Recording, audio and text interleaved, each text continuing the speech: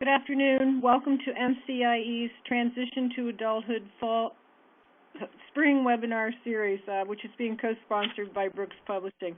Thank you all for joining us. I'm Barb Gruber from MCIE, and I will be your facilitator for this webinar. During the session, you will be muted, and you can type questions in the chat window. And I see Colleen already put one up for you all for you to pay attention to. And then they'll be answered as they come up or at the end of the session. I want to remind you that there's a special offer from Brooks Publishing for the series. By registering for today's webinar, you get an exclusive 30% discount on any Brooks books authored by the webinar presenters for the spring session. I also want to remind you of the two upcoming sessions. On February 24th, we have Gary Green talking about transition planning for culturally and linguistically diverse youth with disabilities. And then on March 31st, we'll have Paul Wayman talking about best practices in transition planning to promote the employment of youth with significant disabilities. We're looking forward to both of those. Today we have Demystifying Transition Assessment with Colleen, Thoma, and Ronald Tamura. Colleen is currently the chair and professor in the Department of Special Education and Disability Policy in the School of Education at Virginia Commonwealth University in Richmond. She teaches courses on disability policy, transition and secondary education, curriculum and instruction, and characteristics of students with intellectual and/or developmental disabilities. Ron is currently associate professor at Southern Connecticut State University in the Department of Special Education and Reading, and he teaches graduate courses in the areas of developmental disabilities, learning disabilities, collaboration and transition, and secondary transition. So it's my pleasure to turn this over to you, Colleen. I'm not sure if Ron is on here just yet, but let me get your presentation up and we'll get going. Okay, great. Thank you so much, Barb. And thank you to you and the rest of the folks at the Maryland Coalition for Inclusive Ed and to the folks at Paul Brooks who arranged these series of webinars. You know, as a field, we know that we have to do more to improve post-school outcomes for youth with disabilities. And this Brooks series of books for practitioners were really designed for that effort to get the best in evidence-based practices into the hands of the folks in the field. And of course, these series of webinars helps make that key information from those books accessible to a larger number of people. So I thank you for doing that and for inviting myself and Ron to be here today.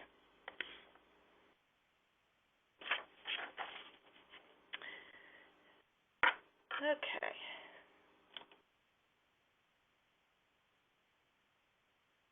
I don't need to do introductions since that was done, but you know, you have both Ron and my contact information there from email. So if you have further questions after this webinar, we'd be happy to talk with you about that. You know, obviously in an hour, we're not going to be able to get into a lot of the detail and the meat, but we can do the big picture and look at what should and could be happening with transition planning.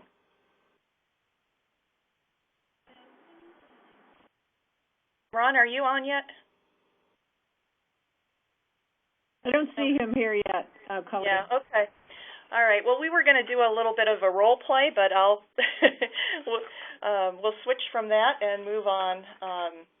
So again, for this workshop or this webinar, what we are hoping to do is just to kind of talk a little bit about an overview of transition assessment and some of the approaches to that process, looking at the purpose for transition assessment, and then introduce you to the transition assessment model, which I think is a good way to organize this effort in moving forward.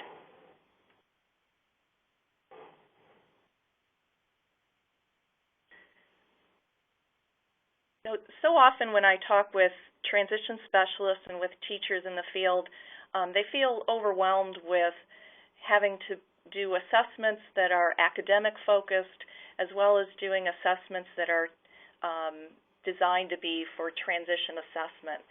And if there's just one thing I hope that you'll take away from this webinar today is thinking about the fact that really good transition assessment does build on the academic assessment. We're not talking about necessarily doing two different things, but pulling together all of the things that we know about students in our classroom and helping to use that information for them to make decisions about life after high school, and for us to use that information in order to decide and help identify the supports that they need in place to make those dreams a reality.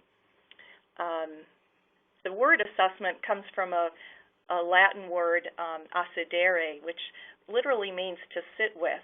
And, true, really good, effective transition assessment takes that root of the word to heart, because it really is about spending time with the student and about looking at all of the ways that you get to know students and validating that information.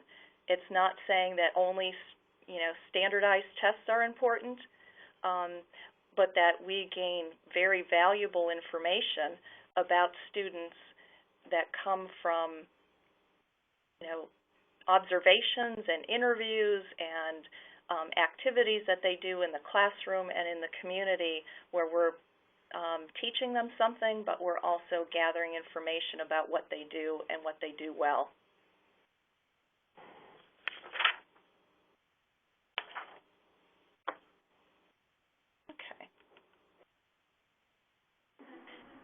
And again, if we're doing transition assessment well, we're looking beyond just the transition from school to work, but we're looking at a full life.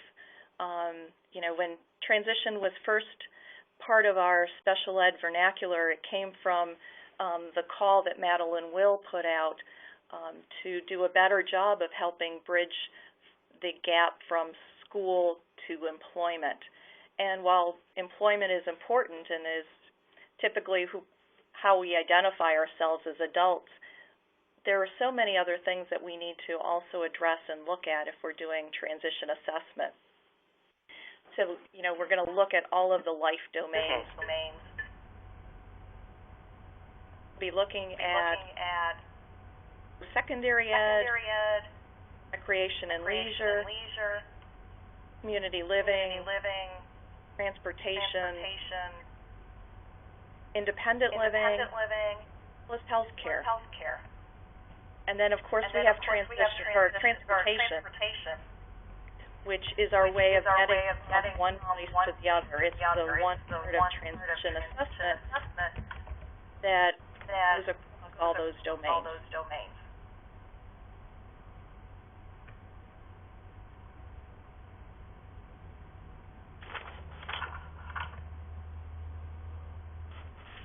So I want you to think back to when you were 18. Think about what your plans were for your adult life and how you made those plans.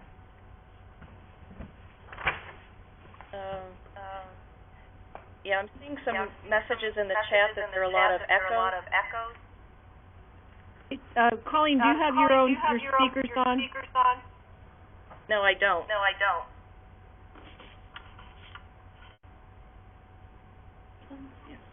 All right, try again.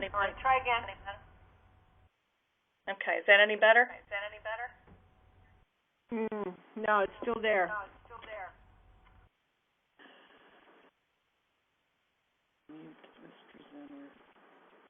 All right, try again.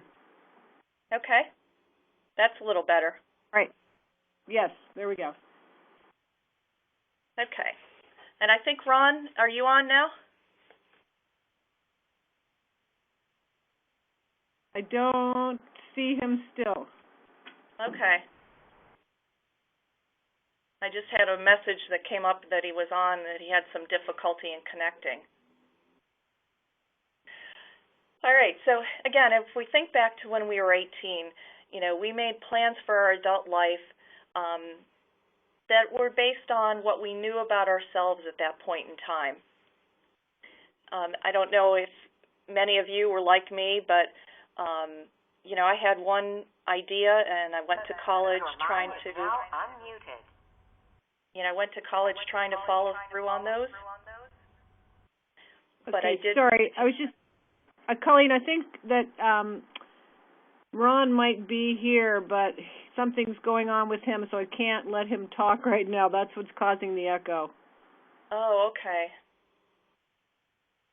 So I'll type him a message. You go on. I'm sorry. Okay, no, it's okay, no problem. Technology is great except when it glitches, right? Exactly. Yep.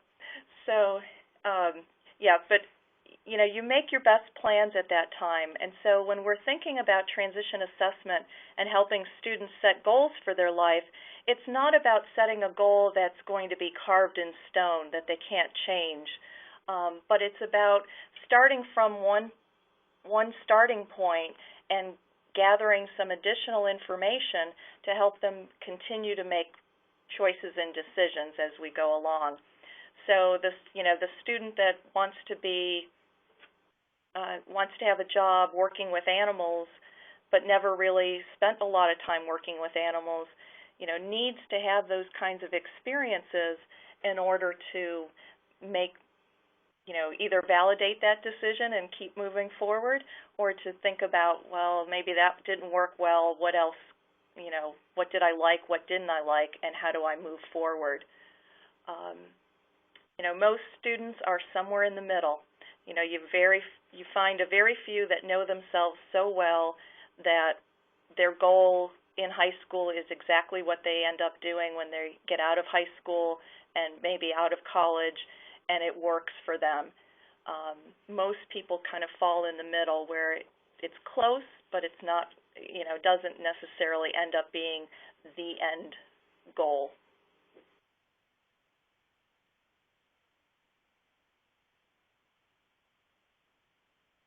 Okay. So I want to talk about a few of these guiding principles that we really address in the book and did address in each of the chapters that look at the various transition domains.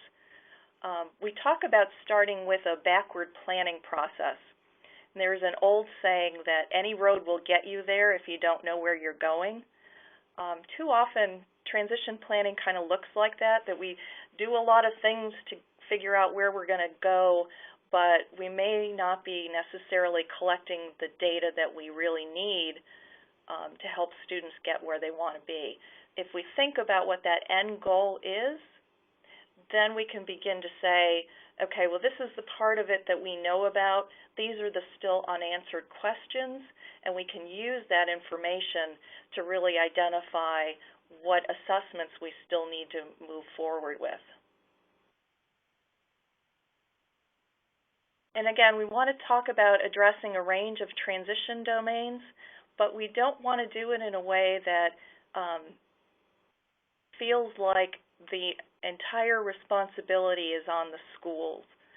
There are a lot of things and a lot of information that parents know, a lot of activities that students are part of that happen outside of the school day, and we want to be sure that we, bring that information into the transition planning process and not feel that we have to recreate the wheel. Transition assessment can be too overwhelming if we think it all has to happen within the school day. So we want to think about what we're doing and do it wisely. But again, we do want to use multiple assessment types. We can't do all standardized tests and do all interviews and self-report.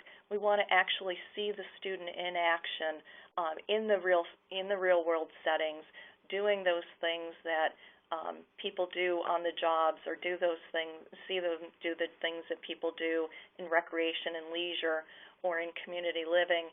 You have to do it using those authentic tasks, the things that people really do, not the simulations that too often become part of what we build into transition assessments because we want to, because we're trying to do it all. So we want to choose real-world tasks and real-world settings, but do it in a strategic way so it doesn't become too overwhelming.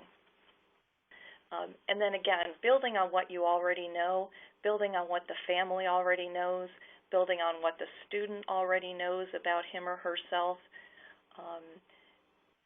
so that each year these assessments build on each other and get us closer and closer to having a clear goal for the future with clear supports in place by the time the student is ready to leave high school.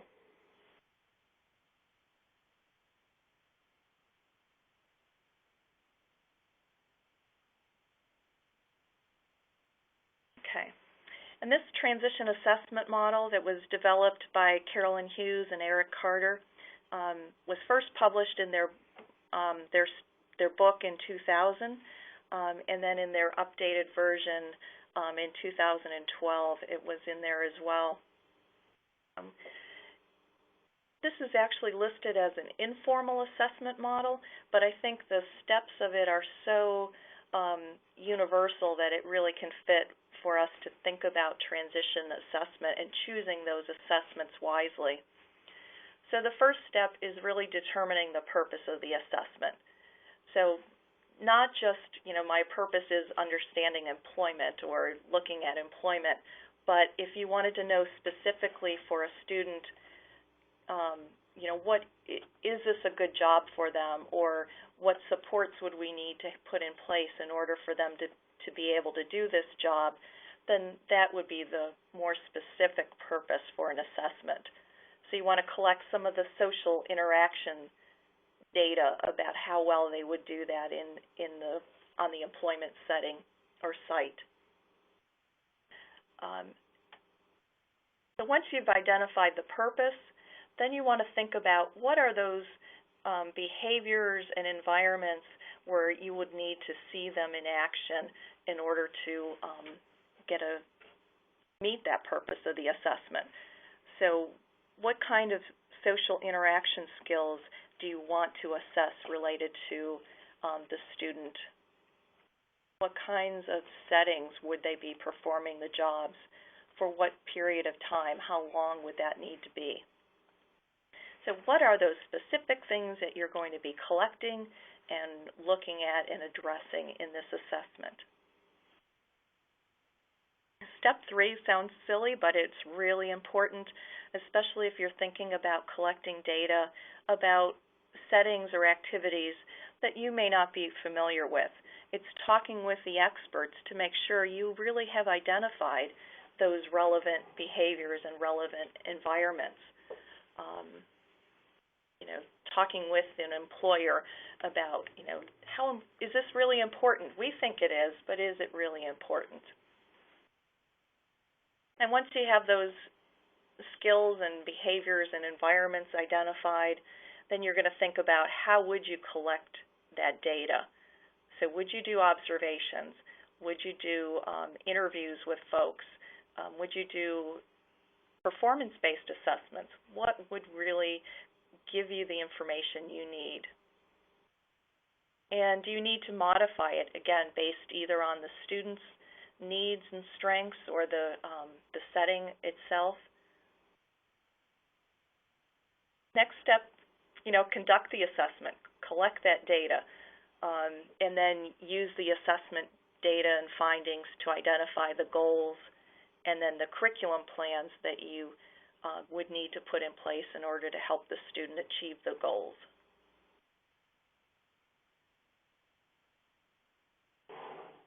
Okay.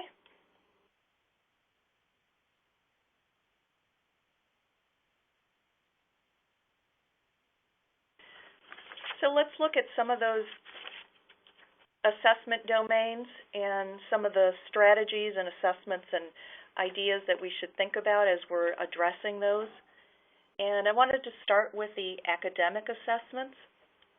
And again, think about the ways that academic assessment can provide information that is part of a comprehensive transition assessment strategy.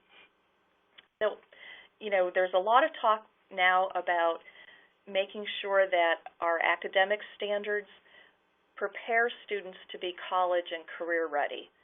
So thinking about it from from your school district or your state's perspective about what does that mean to be college and career ready. If you look at a lot of these standards, and Virginia has not adopted the Common Core standards, so we're looking at other ways to address helping to determine whether students are college and career ready.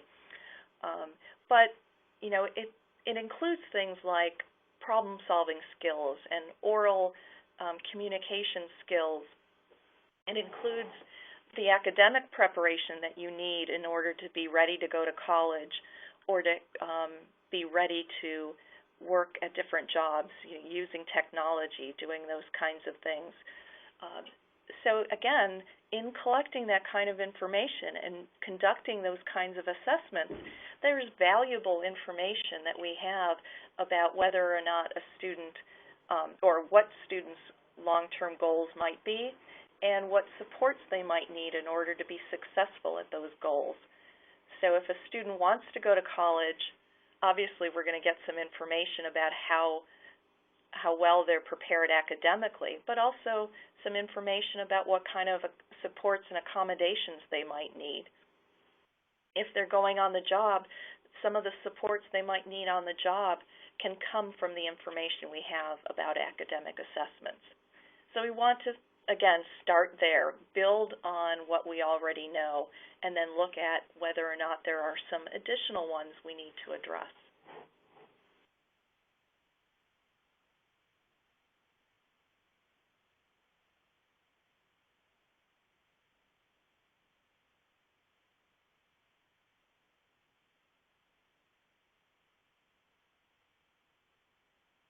A little delay in moving forward on some of these slides, so sorry, hold on one second. All right. Self-determination is something that most of us in the field of transition think about and talk about in terms of preparing students to be more self-determined, preparing them to make more decisions about their lives after high school. Wehmeyer's updated definition of self-determination is on the screen now. It's self-determined behavior refers to volitional actions that enable one to act as a primary causal agent in one's life and to maintain or improve one's quality of life. Wehmeyer and his colleagues have done a series of research studies that have examined the difference in students with high self-determination skills versus those with lower self-determination skills and the differences that that makes in their post-school outcomes. And what they've found is that high self-determination has been linked to improved outcomes in almost every transition domain. You know, the students with high self-determination skills are more likely to be employed, and when they're employed, they're more likely to earn higher wages. They're more likely to go on to post-secondary ed and to stay. You know, the college retention rates are improved. They're more likely to live where they want in the community after high school, and they're more likely to say that they're satisfied in their quality of life. So, you know, we have evidence that self-determination is important for improved outcomes, but it tends to be something that something else that teachers struggle with fitting into the school day. I think that, like the academic assessments, there may not be identifying all the ways that the standards reinforce self-determination, because there are a lot of skills, core component skills that are part of that. But, you know, again, as long as we find ways to assess what students are able to do and we're helping them work toward it, we're going to be seeing improved outcomes. So it's definitely worth our time and energy.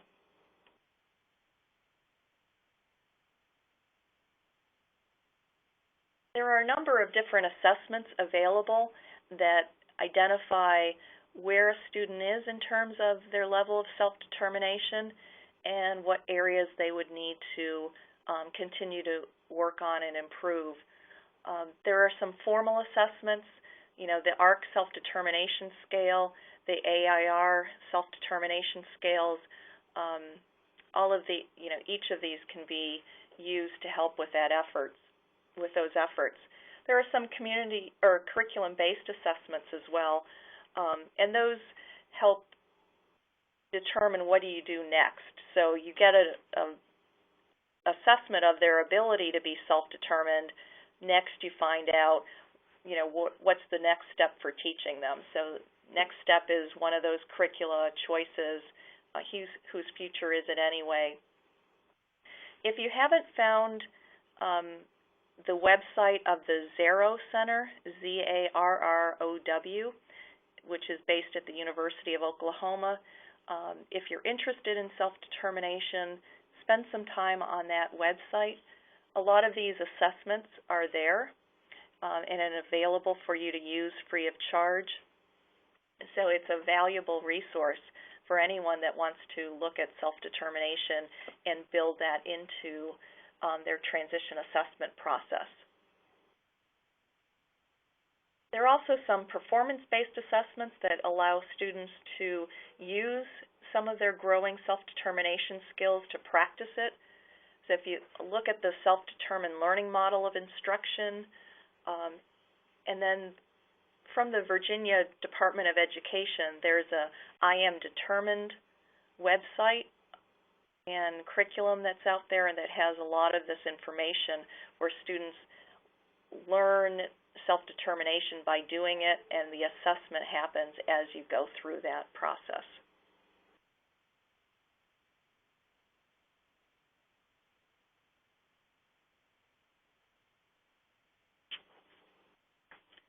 Okay. And then there's the employment assessment. So employment assessment includes things like assessments done to determine what job, what career you might be interested in. But it also includes assessing how well the student is able to do the job. So are they able to meet the requirements of that job, either in terms of education or social skills or just the specific job task themselves. Looking at the social interactions that are necessary for jobs, and then the supports that individual would need to be successful. I think most of you probably are familiar with studies that were done that looked at reasons why adults with disabilities lost jobs, and they found that the social interactions was a more critical determining factor about whether they kept or didn't keep a job compared to the actual ability to do the job tasks themselves. And so we have to be sure that we address those social interactions and help students make a good match between their strengths, in social interactions and the requirements of the jobs.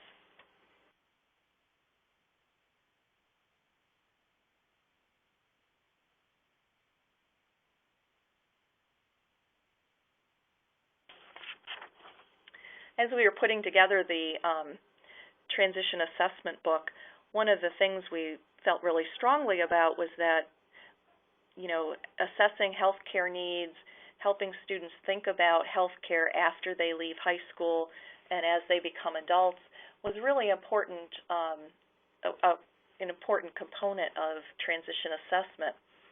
And Ron and another colleague of ours, Cindy Nixon, really took the lead on doing the research related to that chapter. And they found that, not surprisingly, there isn't a whole lot out there that can be useful, and there isn't a whole lot that has been written about it. But if you think about the things that are important related to healthcare, this area is one that we really need to help students address, and it may be that students address this with their parents more so than with the school districts. But there are very different requirements in healthcare, in pediatric care versus adult care. Learning to take your medication and following a schedule with that, especially if it's for a more chronic, long-term kind of condition, just making sure students have access to health care, that they know who those health care providers are and how to get there, and that they make better decisions about wellness and kind of the healthy eating and exercise and all of those things that as adults we all need to take responsibility for. So it's definitely an area that we need to make sure we add to our discussion, because if you're not healthy or if you struggle with your health care, it really has an impact on all of those other areas of your adult life.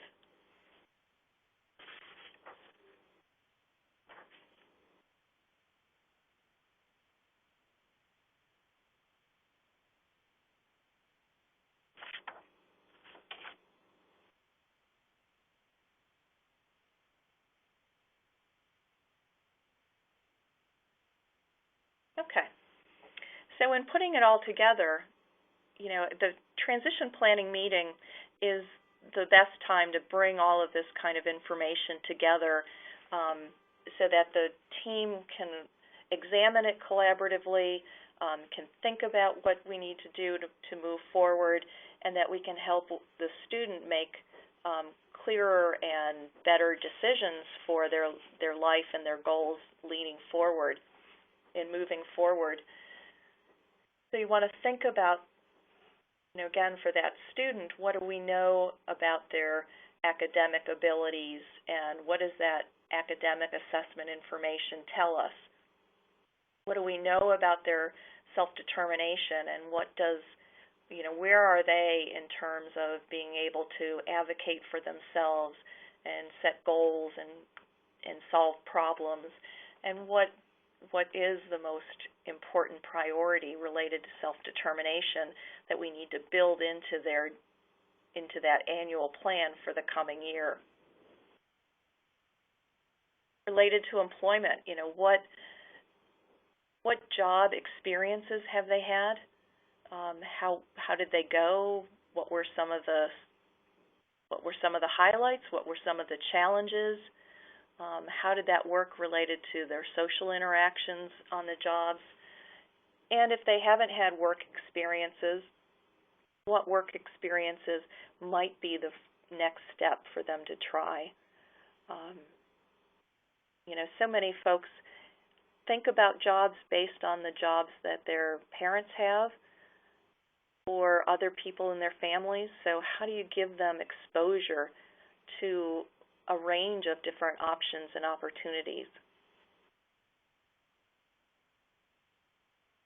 Again, we talked about health care, but where is the health insurance going to come from? Do they have access to it? Do they have access to quality health care providers? How involved are they in their own health care decisions and their wellness decisions? Do they know how to follow their medication schedule? Do they know what to do if they have what side effects to look for, and what do they do if there are any of those side effects? What is their ability to even think about following through with calling 911 if there's an emergency? Do they know what an emergency is? So all of those things really, again, are important if you're thinking about an individual student who wants to move into more independent kinds of living opportunities.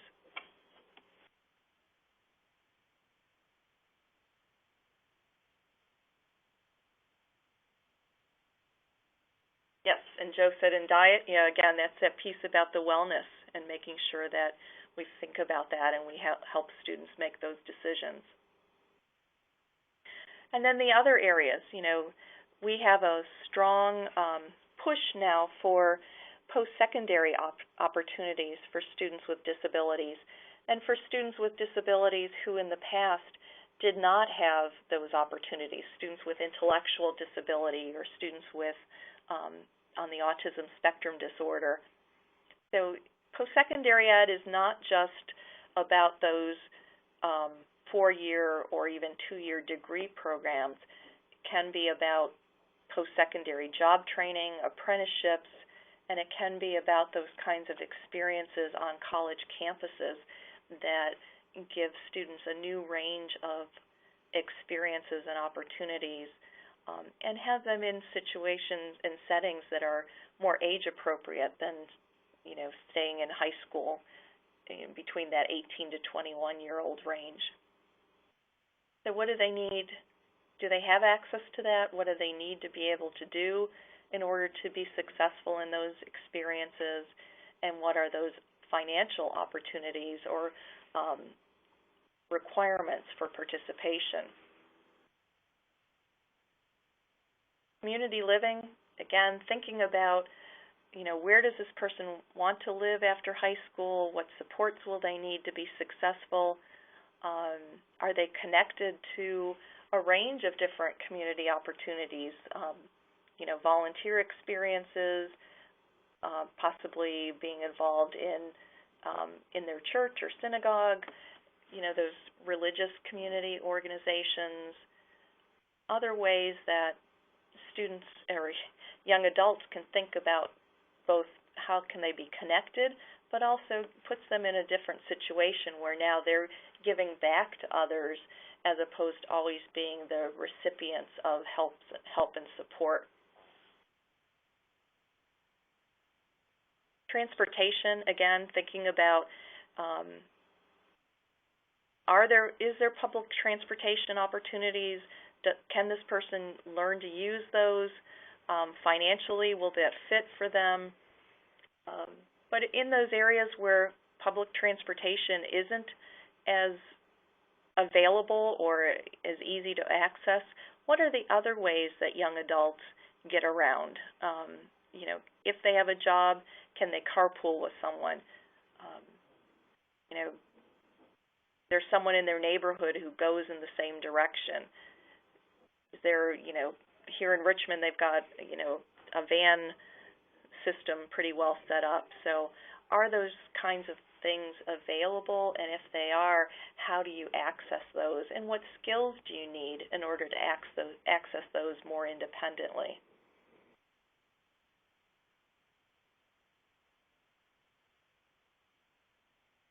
So again, transition assessment isn't something that happens one time.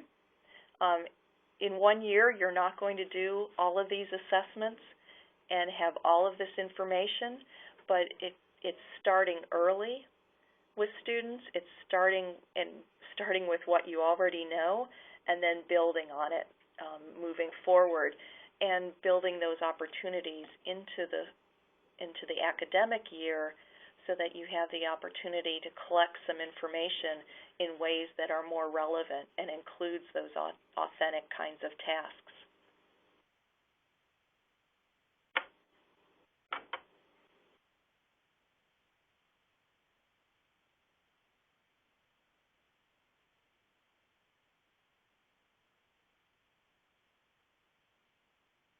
Okay. So again, some of the I wanted to highlight some of the things that are in the book for you that can be used as resources. Each chapter includes some information, web links. It includes concrete examples. Ron and I were going to do kind of a little bit of a role play because there is a transition specialist named Mr. David who is part of, is woven into each chapter as an example. So we identified this brand new transition specialist who now was told he had to do transition assessment. He was trying to wrap his head around what does that mean, and specifically what did that mean for two specific students. One is a student named Chris, who is a student with with a learning disability, still, very much included in the general ed curriculum and included in classes with a goal to go on to college. And then the other student, Michelle, a student with on the autism spectrum disorder who has more significant support needs. And so we kind of wove those examples throughout the chapters and gave you examples of informal assessments and forms and things like that that you can use to collect that kind of data related to each of those transition domains. Lots of links to web-based resources. There are more and more of these assessments that are available online, especially when you think about the academic assessments that might give you information related to learning style or kind of learning support needs that you might need going on to post-secondary ed. And then in the back of the book, there's a list of assessments that are out there, either the formal assessments that are available for assessments that are available for employment or post-secondary ed, those standardized assessments that may be there for purchase, but also those informal assessments that we found on State Department websites and school district websites that are out there and available for the general public to use.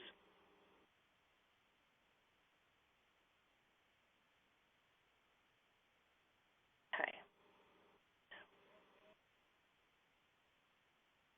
Do any of you have any specific questions or concerns?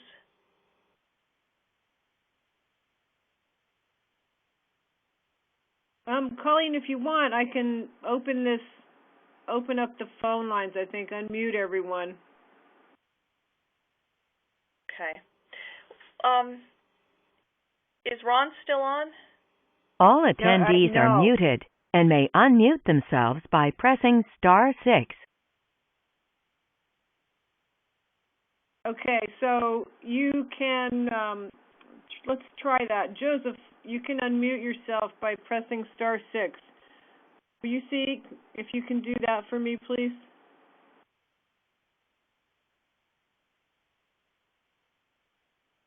I was thinking Joseph probably had a comment he wanted to share with you. Yeah.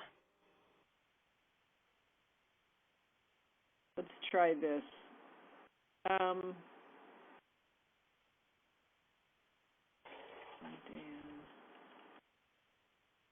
And probably Kim. Kim has been typing.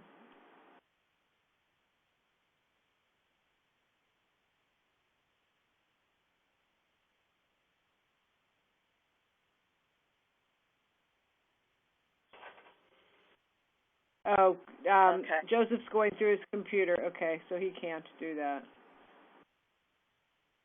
How about you, Kim? Kim's coming to us from Arizona today.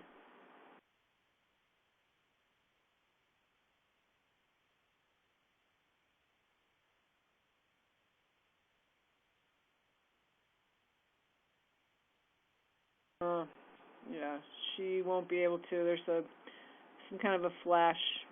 Okay, she's on her computer as well. Okay. Okay. Okay, so Joseph, you just put down in the comments that you're mostly using the transition planning inventory. That's one of those more standardized assessments that looks at the range of different transition domains. Are you finding that it's helpful?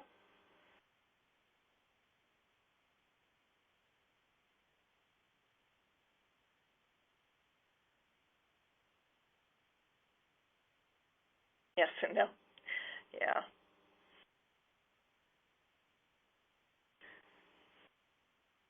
Okay. Now, see what we've got. Yeah, this is. If I've moved you into presenter status, you're able to move these slides. So I think somebody's doing that, unless you are doing it, Colleen. I'm not. No. All right. Yeah. All right. Yeah, the technology today. I'm sorry we didn't get Ron on. I'm sure he was wanting to talk with us. Yeah.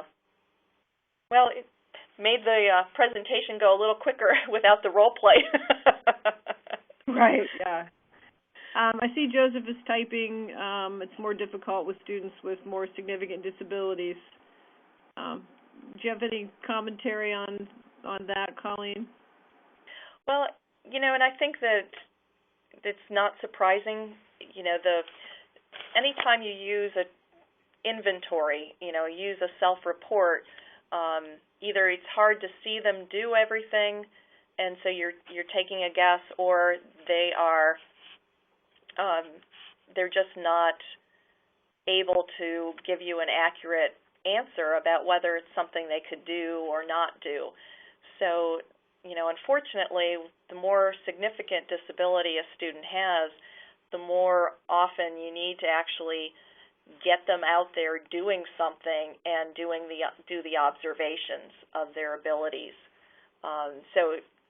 The more significant disability, the more likely it is that you have to do some of these more detailed, more time-consuming kinds of assessments. So, it's a good news, bad news. You get more concrete information. It gives you more concrete information about what to do next as far as a goal to put in place, or real specific information about what supports.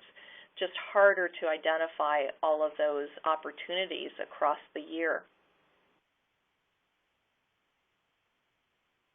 Yeah, so sorry, Joseph, there just isn't a standardized assessment that's going to help. The new LCE that CEC is putting together is attempting to do more of that. Some of the component assessments of the Brigance attempt to do some of that. So, I think it's going to be another example where you're going to have to kind of combine pieces of different assessments in order to give you the information that's going to be the most useful.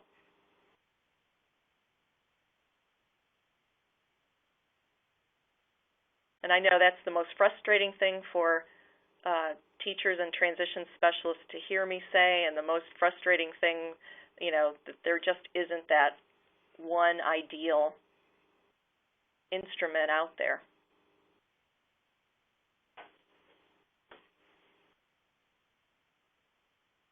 Any other questions or comments?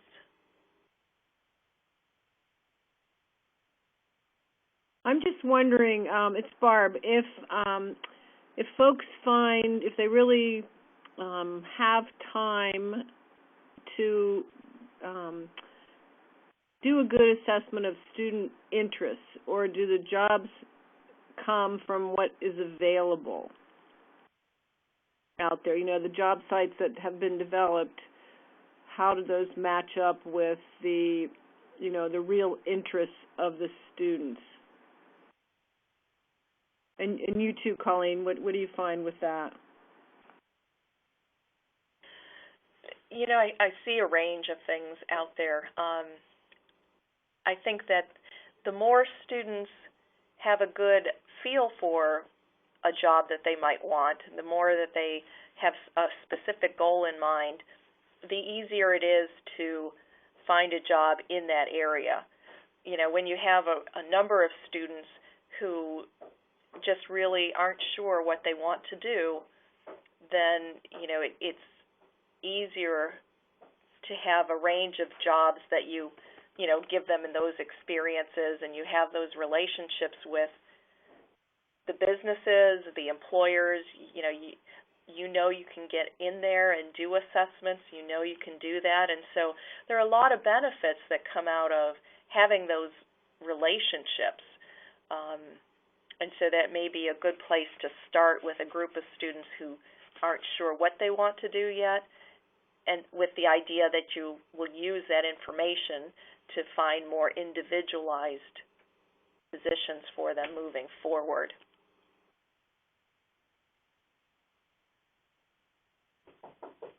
I would guess sometimes families are helpful with that and knowing other directions to go and what the students really are interested in. Oh, definitely.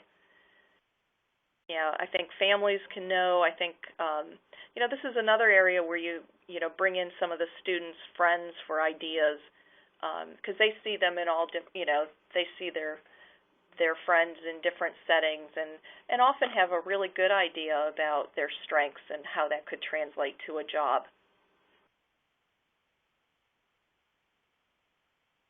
And then obviously the mentors that, people have that help them identify jobs that are beyond kind of just those entry-level jobs that everybody has when they're in high school. Right.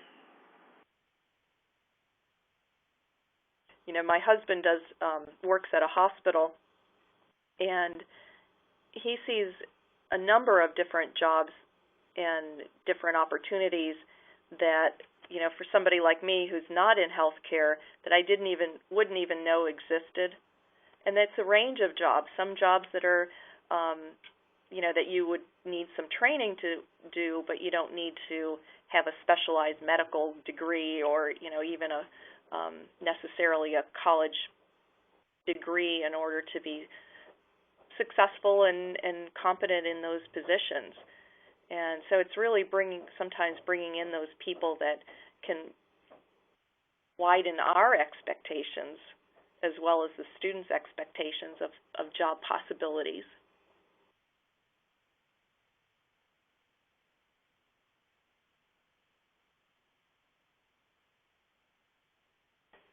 I just had a message from Ron. He's been trying to get on but has not been successful. Oh. Well, I apologize. I guess the having two presenters I guess created a little glitch that we've got to work through, huh? Right. It must have overwhelmed the system here. It's Ron's big personality overwhelmed it. Yes, no doubt, no doubt. Well, I apologize that we haven't filled in the full hour, but I'm happy to follow up with folks afterward. Barb, is there a way that I could get some information to people that could go along with the PowerPoint slides later? Yes, if you send that to me, then I'll send it out to them. Okay. I want to be sure they get the full benefit of the presentation. Right. Well, they'll get the link, the recording, and the PowerPoint, and any supporting materials that you want to send, and they could buy the book at a 30% discount. That's right. Just to pitch that a little bit. Yeah. Well, Ron was going to have, as we walk through the slides, he was going to take that example of Michelle and examples of, what information was collected for her in these different areas. So we will pull that together and make sure that everybody has that example. So it's not just a list of guidelines and a model, but a concrete example of how this could work. Okay, great. Yes, Paul Riley from Calvert County is thanking you. He's one of our regular people. Oh, great. So that's nice. Thanks, Paul. Yeah. Yes. Okay, well, if there aren't any more questions, then we'll go ahead and close up the session. And again, thank you so much, and I apologize for my part in the technology. But we'll work it out. So the next two presenters, when the partners come again, we won't have this problem. That sounds great. Well, everybody have a great afternoon, and again, please feel free to use me as a resource, and we will get that example out to all of you shortly. Okay, great. Thanks, Colleen. Thank you. Take care.